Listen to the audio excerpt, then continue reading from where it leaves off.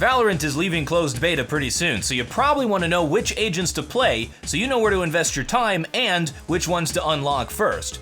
I took the time to create a tier list to help you guys get started that'll probably become immediately outdated with subsequent updates, because of something we like to call TheWarOwl timing. Enjoy my 100% objectively correct tier list while it lasts. This video is sponsored by World of Tanks. Greetings, TheWarOwl greets you. This tier list is based on data mining, professional matches, and my own analysis of the game. If you disagree with anything on this list, make sure to write a comment so that I can delete it for being wrong. Disclaimer is joke. Let's go through the agents alphabetically and place them on our tier list. First up is Breach. Now, I may be a little bit biased here because I am a Breach main, and apparently trying to grow my hair out just as long as him. Breach is a human flashbang. He's the perfect support agent. His abilities disrupt the enemy and can be used through any wall in the game. They can be used pretty much all over the place. Breach is most useful in setting up teammates for a kill, which requires great communication. For this reason, I think Breach is going to be infinitely more useful in higher tiered games and less useful in lower tiered games, and awful for solo queue. He's definitely got the best flashes in the game. They're way more versatile than Phoenix's. His ultimate, Rolling Thunder, is the perfect way to initiate the bomb site take or to hold off a push. I'm putting him at A tier, which means I definitely see him being part of the pro meta. Next up is Brimstone. Brimstone is a human smoke grenade. I think he's a necessary pick for every team composition for his smokes alone. He has the best concealment in the game, which can be used to delay enemy pushes and block out difficult enemy positions when taking a site. If you've played Counter-Strike, you know the importance of having strategically placed smokes. They're pretty much required. His ultimate, Orbital Strike, if used right, is devastating, especially when combined with other agent abilities. There's skill involved in using his Molotovs. You can bounce them all over the map to very specific positions, delaying bomb plants, and they don't get extinguished by smokes like in Counter-Strike. There's a lot of criticism of his stim beacon. Many players think it's worthless. I disagree. In my analysis of Counter-Strike, I've found rate of fire to be one of the most important statistics in the game. I think as high-tiered players gain more experience and get used to adjusting the speed of recoil control, stim beacon will be seen as incredibly useful. As a must-pick class, I thought about putting Brimstone in the S tier, but I feel like Breach needs a friend. So, Brimstone is A tier. Next up is Raiden from Cypher. If you're from Counter-Strike, you know how important information is. Most of the game at the highest level is spent trying to collect information. That's exactly what Cypher specializes in. He's also a one-man bomb site anchor. Any bomb site with a single entrance leading to it, Cypher can play solo, freeing up the rest of his team around the map. He can even keep watch on the bomb site or any angle he wishes without even being there, at 3 separate places. In my opinion, Cypher is the highest skilled agent in the game. He takes an amazing amount of multitasking, situational awareness, long-term and short-term memory. He's the most difficult agent to play. He's also great for map control on the attacking side. He can put his traps around so you know if an enemy has pushed through a position. I would say at the professional level, his ultimate is one of the most powerful in the game. It shows you exactly where every enemy is on the minimap. Experienced players can use this information to devastating effect. I would have put Cypher in S tier, but there was a recent patch that removed the slowing effect of his cyber cage, and I feel that's enough to drop him down to the A tier. Are they all gonna be A tier? Is that the video now? Don't worry, next up is Jett. She may be A tier in your heart, but she's not on my list, that's for sure. Jett is a very selfish agent. All of her abilities benefit Jett and Jett alone. There's nothing for holding off pushes or initiating bomb site takes. Her abilities can be very useful, don't get me wrong. You can get into crazy positions, you can get out of dangerous situations, but let's be real, her smokes suck. You gotta throw them by hand, not like the other ones where you can pretty much throw them through walls and across the map and put them wherever you want. And they don't last for very long. And the rest are just movement abilities.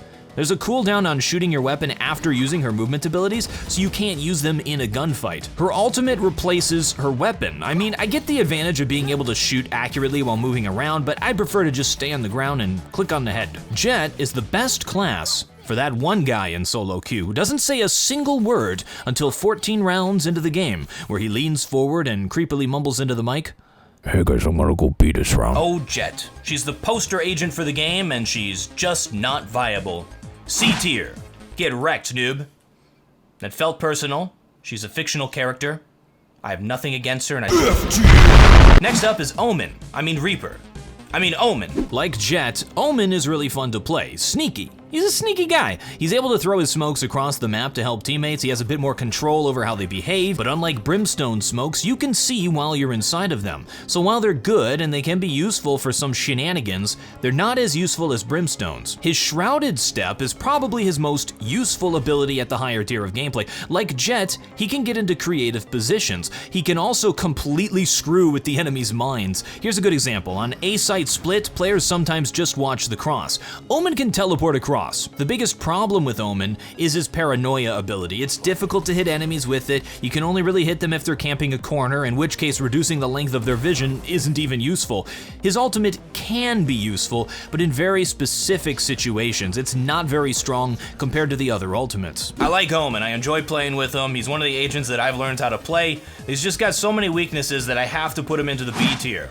Next up is Phoenix. But first, a word from our sponsor. World of Tanks is a free-to-play action strategy game. I've played many hours of it myself, and we've done a lot of promotions over the years too. So a giant thanks to World of Tanks for continuing to sponsor this channel. The models of the tanks are historically accurate and really well done, and the gameplay is heavily reliant on skill and teamwork. And most importantly, it's fun. Choose between light tanks, medium tanks, heavy tanks, tank destroyers, and artillery across many countries and 10 tiers. Outposition your opponents and coordinate with your team to come out on top. Tanks go boom! Let's see here. Kapow! Hey, I've got some goodies for you. Click on the link in the description. If you sign up to play now, you'll get 7 days premium time, 500 gold, an additional garage slot, and the T127, a tier 3 premium light tank. Sign up a new account and use the code TANKTASTIC. Wow, they're as corny as me. Thanks for listening. I'm gonna keep doing that joke every World of Tanks mention, and you can't stop me. World of Tanks! Phoenix is an entry fragger. He's so much of an entry fragger that his ultimate is to entry frag for himself. He's the ultimate solo queue class, and the one I can see used for noob stomping. His flashes are only really useful for himself. You're not gonna be flashing teammates into positions, you're gonna be flashing yourself into positions. And his abilities heal himself. It's pretty much another selfish class like Jett, but more useful. The main problem with Phoenix is that the other agents do it better. Breach has better flashes, Viper has a better wall, Brimstone has a better molly, and Sage has a better ultimate. His ultimate is incredibly useful though, especially for initiating a bomb site take, but with good ability usage, it gets shut down fast. I thought about putting Phoenix in the C tier, but I feel like he's good enough as a fragger and his ultimate is strong enough that he deserves to be in the B tier. So Phoenix is B tier. Next up is Raes. I hate Raes. The most disliked agent in the game, and the easiest to use. Raes is a low-skill, high-effectiveness agent, who I can see as another noob stomper like Phoenix. Her abilities do damage and can be used to clear positions. Her nades can force enemies out of tight angles, and her boombot can disrupt positions and setups and give away sneaky players. Time to use an ability. Oh, I pressed the button, that's all I gotta do. Her ultimate is stupid. There, I said it. You know what we call this in the gamer lingo? You know what we call this kind of a weapon? A noob tube. Raes is a walking noob tube. I can see Raes still being picked a lot. She's really useful at the lower tiered skill levels, but as players get better at the game and accrue more and more hours to it, and you have the professionals get to the point where they have thousands of hours, I feel like Raes is gonna get phased out to an extent and isn't gonna be seen as useful as she is right now. So I'm putting her at the B tier. Next up is the strongest agent in the game. Sage. Oh my, Sage. Sage's Slow Orb is quite possibly the most useful ability in the game, and Riot made sure to buff it even further by removing its only counter, bunny hopping. Slow Orb can delay an entire bomb site push, wasting tons of enemy abilities. Barrier Orb is the only ability in the game to give cover. Everything else is just concealment. It's so incredibly versatile. You can hold off an enemy push, you can boost players into cheeky positions, and you can add cover for a bomb plant. On top of that, she can also heal players to full health, an ability that recharges automatically. Sage's Resurrection is quite possibly the most useful ultimate in the game. Brings a player back from the dead at full health. All of Sage's abilities are incredibly useful and beneficial to the team on both attack and defense, to the point where every team in Valorant, at both the professional level and the beginner level, requires a Sage. According to cyphercam.org, in pro and semi-pro matches, of which 140 have been recorded, Sage is the only agent to have a 100% pick rate. She's also our only S-tiered agent. S stands for Sage. The only reason I even have an S tier is for her. She needed to stand out from the rest of the agents in some way. Next up is Sova. S doesn't stand for Sova. Sova is super useful for getting information. People are finding very clever setups with his arrows that are tough to deal with. Beyond locating enemies and getting intel, he can also clear angles with his shock dart, but it does require a lot of map knowledge. Sova is clearly a high-skilled agent, and I expect to see his usefulness grow as time goes on. The biggest problem with Sova is the usefulness of his ultimate. It's really easy to dodge and difficult to control. I definitely expect to see Sova used in pro games. I was gonna put him at A tier, but I just felt like the A tier ones were just a little bit higher, so I put him at B tier.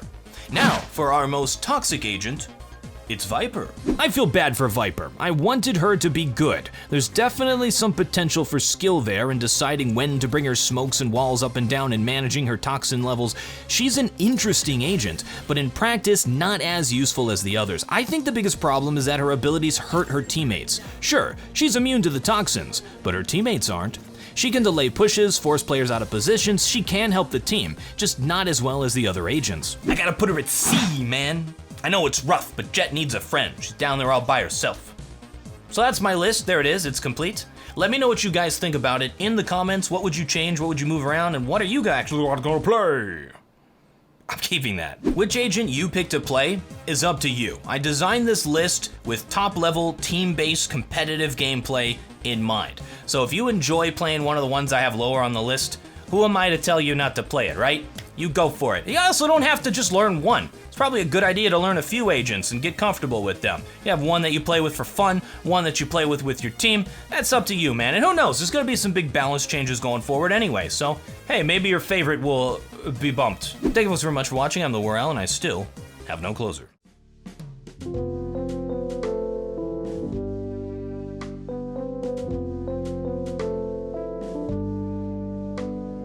My hair is getting so long, it's out of frame. I'm gonna be 6 feet tall before too long. Then maybe women will talk to me.